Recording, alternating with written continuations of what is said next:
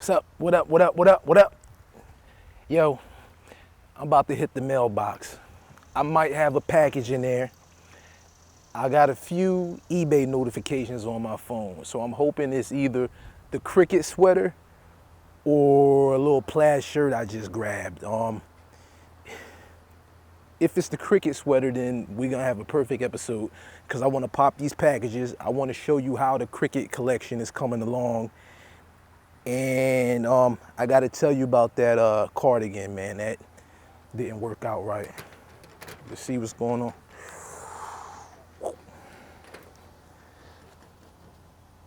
Sheesh. Yo, it's empty, so I guess no episode. It's like I'll still do an episode. I'll just show you, I'll just tell you about the cardigan, and I'll show you the Cricket sweaters. Let's do it. And subscribe if you've been liking these episodes. Yeah.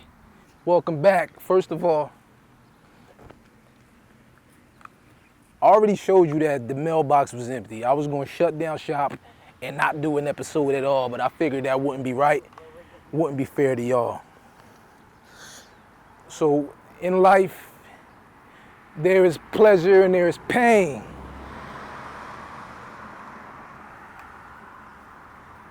And this little girl right here has brought me nothing but pain.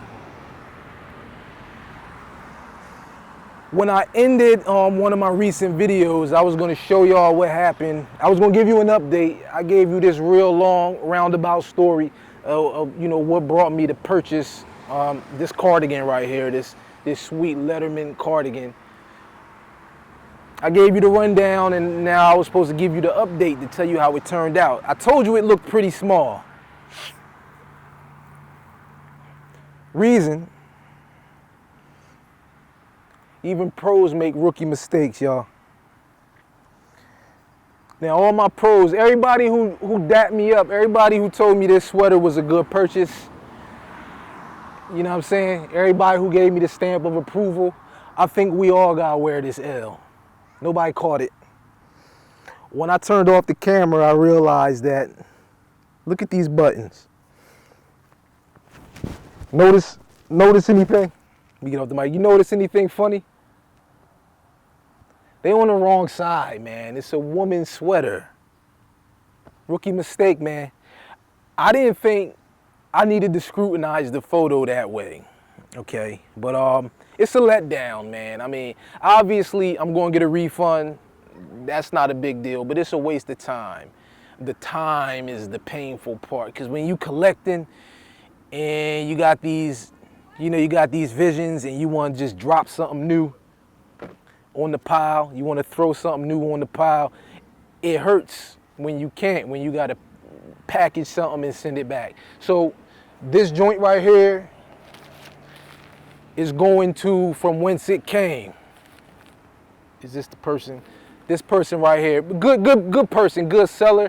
I hit her up like, yo, it's a woman's, and she was like, yo, it's all good, just send it back. So that's what we're gonna do here.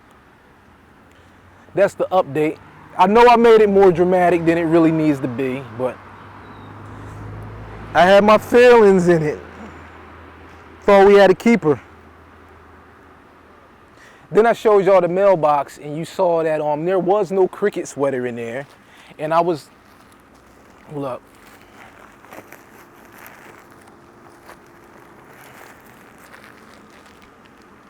You out of here. You gotta find a home elsewhere. You are orphaned again. So, like I said in the intro, I thought I was gonna pop the mailbox and show you a sweet Cricket sweater. So I had these ready because I was going drop the new one on top of these and spread them open and show you my progress in terms of my kind of Ivy collection. Since I had the sweaters ready to go, I'll show them to you anyway. I mean, if you've seen one Cricket sweater, you've seen them all, but that's what we're here for, because we love these little details, right? So the one I'm purchasing is pretty much just like this. This is like a blue and yellow band, chevron band around the collar, like all Crickets. On the one I just copped, we got this same band around the waist. And what makes it so sweet is it's long sleeve. And it's not really easy to find long sleeve cricket sweaters for the price that I copped the incoming sweater for. So hopefully this one doesn't disappoint. So I was going to like drop it on the pile with this and my other little cricket. This one has like the burgundy and blue collar, okay? Long sleeve, thick cable knit. I don't think the other one is as heavy as this one. So, you know what I mean? That's the update on sweaters, man. We try and add one more healthy cricket to the pile, and maybe down the line we get crazy with that. I don't think, with cricket, I don't have the same passion as the passion I have for like Nordic, Fair Isle, and like the rugbies and other stuff. Like I just feel like I'm good with like 2-3 crickets and just rotate them. You know why that is? I think because this is blasphemous what I'm going to say. I bet Parker would disagree. But like the cricket is just standard. It doesn't make as much of a statement. It's not a statement piece. It's a statement. It doesn't have like that identity. Each sweater doesn't have that kind of individuality that you might find on a Nordic with, you know, some moose, some reindeer, you know what I'm saying, various snowflake patterns. You're dealing with a cricket, it's pretty much standard. Although, let me stop because I'm wrong already. Recently, RL released the cricket sweater that has like paint on it. So I want to know what y'all think about that. Personally, I'm not copping it. Matter of fact, check this out. I'll tell you a little story. When I first saw that sweater, I thought it was like real loud. Somebody asked me about it later and they said, "What you think of that?" And I was just imagining like all this crazy paint all over it. I said, "Bro, I've seen the sweater and nah, it's just too crazy for me." And then I just felt like I was saying too much. So I went back and looked at it, and it turns out it's not as bad as I imagined. Sometimes we build things up in our mind, and then when we slow down, step back and look at it, it's not really as bad as we imagine. I put that cricket sweater in the box I just described. However, I still don't think I'm gonna cop it, but I'm curious. I wanna know if you guys could rock it. You know what I'm saying? What would you wear it with? For me, something kind of busy like that, a sweater with like paint on it, I see myself really downplaying it, you know, on the lower side of the outfit, like just some dark denim jeans.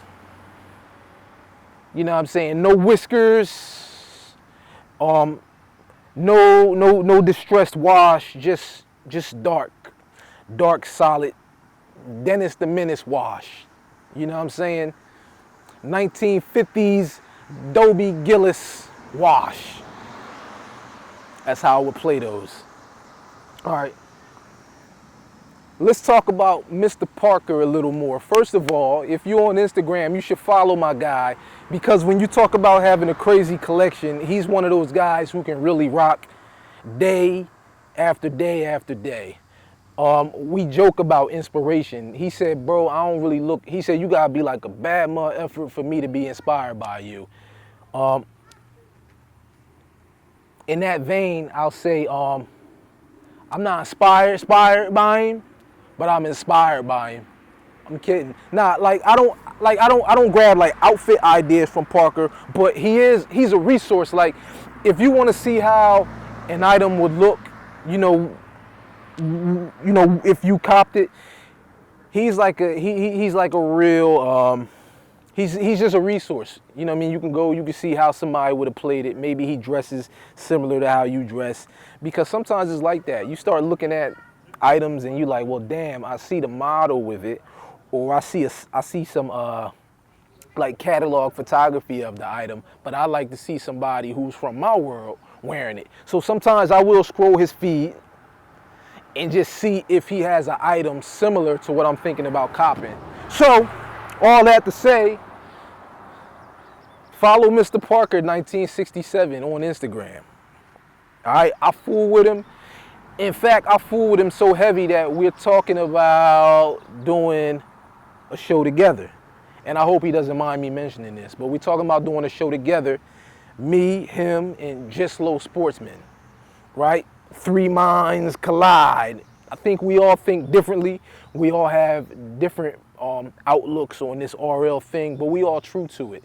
So I think you're gonna get us agreeing on some things, and you're gonna have us in some spirited debates.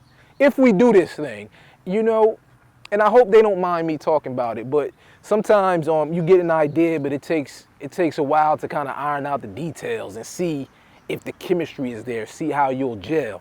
I think we gel. Now it's just a matter of logistics and time and technology. So if we could work that out, we will survive. Still, we will survive no matter what. I'm gonna talk about Nas at the end of this joint. We gonna get off fashion for a second. But anyway, three minds collide. You know what I'm saying? Three people who true to the game, students of the game, and probably pioneers or scientists in our own right. We working on something. If we drop it, I'll let you know, and I hope you all subscribe. We will not disappoint. All right. And Just Low Sportsman. Let me tell you about him a little bit. From NYC, been doing the low thing for, I think, since like early 90s, something like that. He even won that low goose on the deuce competition at least once, I think, right? So he get busy. You know, to win those damn competitions, you gotta have a lot of ammo, because these guys, man, they checking your drawers, your socks, everything, and you gotta kind of be in line with the program. So we dealing with some official ones. And y'all know me, man, I'm a student of the game. I'm a baby in the game, but I've been in this world. I've been in this world forever. But as far as like a serious low collector, I'm a baby in the game. But check it out. I want to give another shout, man. If we talking about cats who've been in the game for a long time, mad love to Sun Low, Ayak Sun Low. Also, talking about some sort of collaboration. He's invited me to be a guest on his show. I hope he don't mind me. It's all spoilers today. I'm telling you about the crickets. I'm telling you about the collabos. I'm talking everything, man. I'm talking, man. So he invited me to be on his show, so we trying to work out the details. But even if I wasn't on his show, I gotta give him props, because you know, just like the other guys I named, he been doing it for a long time. And he has a show called Fly Spread Masters. Check it out. When you want your RL dose, if I, Dave Money, if I have not dropped an episode recently, go over there and see what he doing, because it's official. He got cats, they on there, they telling their story. It's a lot of passion. From what I've seen, you know, people on there have been true to the game. Not true to the game, that's like the title of a book. What I'm saying is, when I hear them guys telling their story, it sounds like it's real to them. You know what I mean? It don't seem like it's anybody who's just trying to like ride a wave. And I respect that so much, because in this world, so many things are popular right now. But when you've been doing something like since it first got popping, when it wasn't popping, now it's popping again, and you know what I'm saying? When you have been like consistently like go hard for that same thing, I respect it so much. Because who had the foresight to know that this RL thing would have like a little social media presence, and a little wave in 2019, 2020, you know what I mean? 15, 16, 17, all these years, like nobody knew that. In 1998, in 2001, 2004, we didn't anticipate this. Like myself, I had load in, I gave it away. I was like, you know what I'm saying, I'm never gonna rock these sorts of, you know, items again. And I can't fake. When the wave kicked off, I was like, damn. You know what I mean? I used to have some of these items. But what I'm saying is, man, I respect the guys like that who never strayed. You know what I'm saying? It's just something cool about that, and I respect it. And these guys are on there telling their story. He's doing a good job. I'm big on sets. So, you know, his set, the backdrop looks nice, dope intro. And they usually lay out an outfit at the end of the show because it's called Fly Spread Masters. So check him out, man. Check out Mr. Parker 1967. Check out Just Low Sportsman. And check out Iox Sun Low on Instagram and on YouTube at Fly Spread Masters. Now, that car rolled by a few minutes ago and he was playing We Will Survive. Now, this is not fashion related, so if you don't want to hear it, you can click off right now, but subscribe first. I'm big into music too, man. I'm a 90s guy, man. I was born in the 80s, raised in the 90s. And We Will Survive. That's We Will Survive. It was written? Still, we will survive no matter what. I wonder what the Commodores went through on tour. That was after it was written. Damn, I can't remember the name of the album, but I'm amazed how people front on Nas, man. I get touched whenever I hear like some of those songs because that song came from an era. That song was post-Illmatic, and that's supposed to be the time where people feel like he fell off. And I'm like, how could the man fall off when he was still creating songs like that? Nas is one of my favorites. So maybe I'm biased. You know, there's a special place in my heart for the work he does. But I think what a lot of these Illmatic cats forget is a lot of his iconic stuff is not limited to Illmatic. Like the verses, the mixtape verses and the songs and the features that kind of raised us have been spread out throughout his career. So if he had this crazy decline after Illmatic, how could he be the artist he is today? Like, why would I even respect him the same way? I mean, obviously we're gonna respect him, but I mean, like, that thing that is Nas that excites us all crazy, it didn't stop in 1994. You know what I'm saying? I understand, like, some albums are, albums often mark a time in your life. So we gotta consider that. You know, sometimes the artist, the work doesn't change, it's us who changes. We are less impressionable. We had a different time in our lives. We are less receptive to new things, some of us.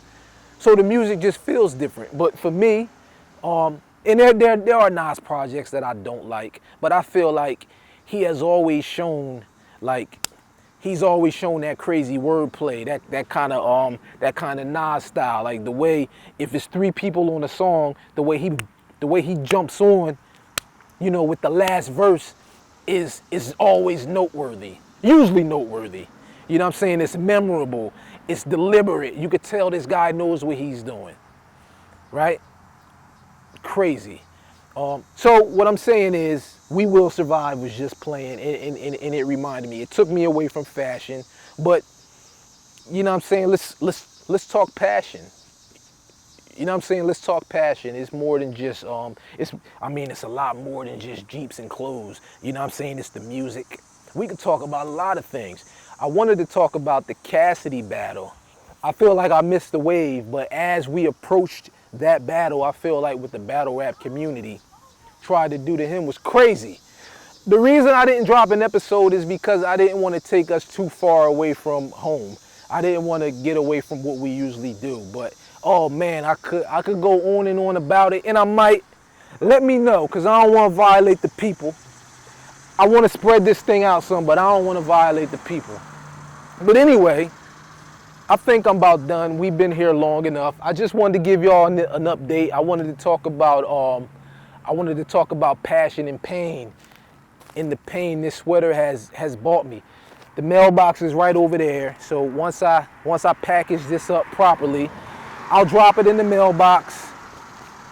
I'm so hurt, like, I don't even think I'm going to necessarily look for a cardigan to replace this. I think I'm going to jump back to the rugby tip. One of the rugbies I've been looking at, the seller of that rugby has extended an offer to me. You know, they dropped a few dollars off the shirt, so I might cop that. I got the crickets coming. or I have the cricket coming. And that'll be pure gratification when I tear the package open and throw that third cricket on top of these two. Yeah, so that's what we talking about. Find me on Instagram at Dave_money. If you found this rant remotely entertaining, subscribe and hit the notifications. And I'm gonna try to keep giving y'all this content. I will keep giving you this content.